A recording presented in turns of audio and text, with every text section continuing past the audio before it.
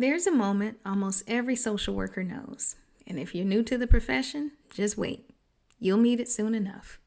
It's that moment when you're doing everything in your power to help someone who truly needs support, and they simply stop responding. The calls go unanswered, the texts sit undelivered, appointments come and go, weeks pass, and they dissolve into silence. But the stakes of their life don't dissolve with them. So let's bring that into a real scenario. Imagine a client. We'll call him Marcus. Marcus is 23. He's recently come home after 5 years in prison. He's working, but the job pays minimum wage, and the money is always short.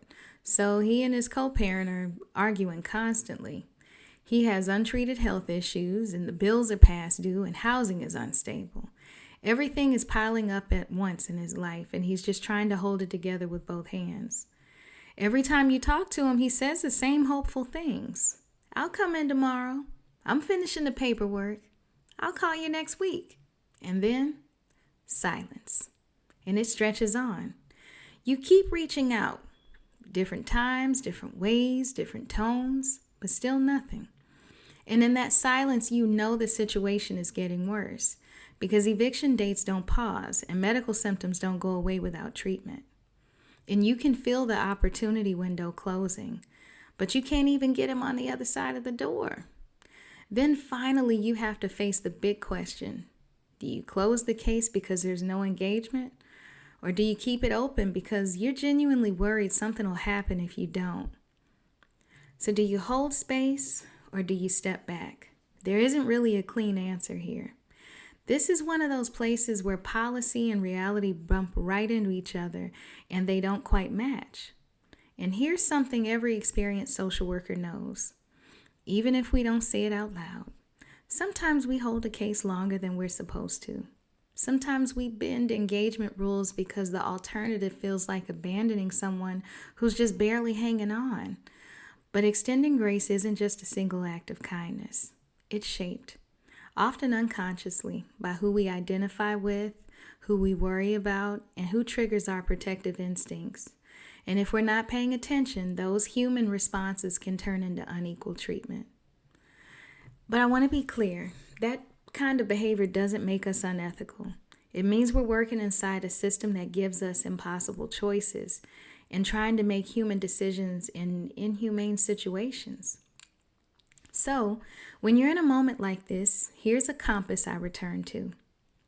Number 1, start getting curious about the silence because it's not emptiness. It's communication. Sometimes it's shame or fear of bad news. Sometimes it's depression.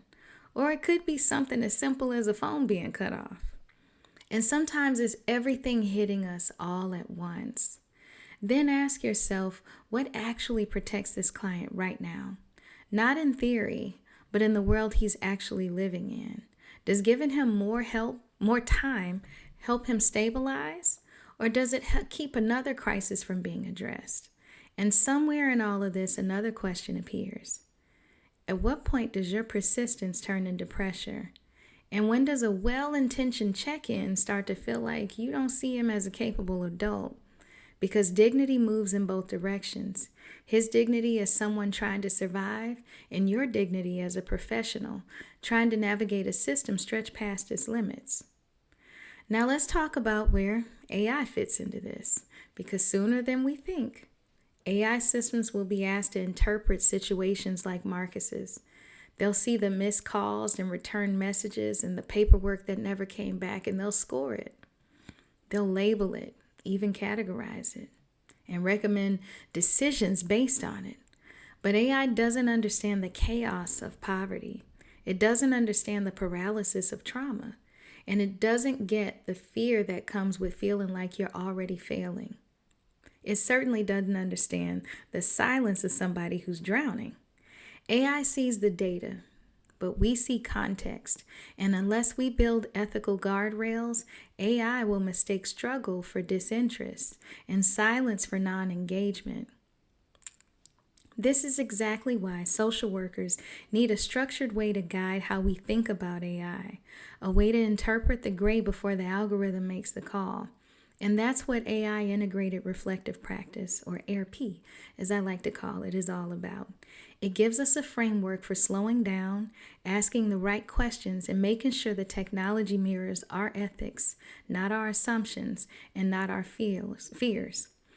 We'll get deeper into AIRP in future episodes, but for now, I'll leave you with this. If you've ever had a Marcus, someone you cared about, worried about, wanted to support, but who kept slipping just out of reach, you weren't failing, and you were navigating one of the hardest parts of social work, trying to hold someone up while life is pulling them under faster than the system can respond.